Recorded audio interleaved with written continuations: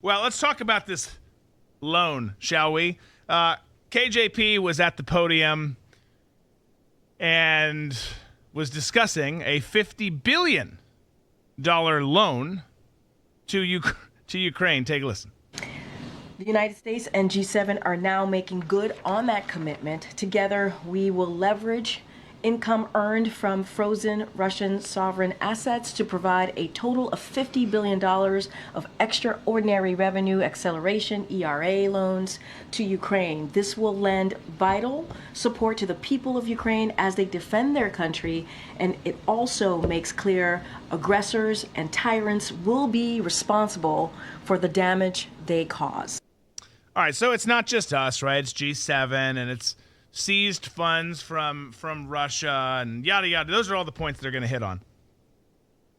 But what's the credit worthiness in Kiev? Like, how likely is it that the country of Ukraine, one of the most corrupt, broke-ass countries on the planet, with some super hot women, but that's all they've got. Like, what's the chances that they're going to pay this back? And I'll tell you it's zero. And I'll also tell you that our appetite on this end for it to actually be paid back is zero. So my question really is not, why are we doing this? I know why we're doing this. Because we hate America as a government here. And they want war. And they want to launder money. And they want to have all these things that come back to directly benefit them. Politicians, institutions, you name it, in D.C., but why not just call it that? I mean, we've been giving so much aid. Why do we get to I don't want to say the end because we're not at the end of this thing, but why do we get to what should be the end? And here's $50 billion more dollars. We're going to loan this to you, okay? Now you need to be responsible and pay us back.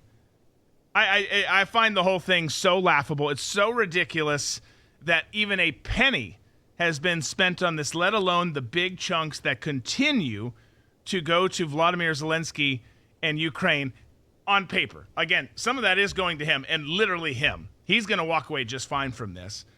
Some of it to their government, some of it to programs that were running there, like launching ATACMS into Russia again today. Reports more long-range missiles fired into the country today, but then a lot also coming back out of the country and into the pockets of people here in D.C.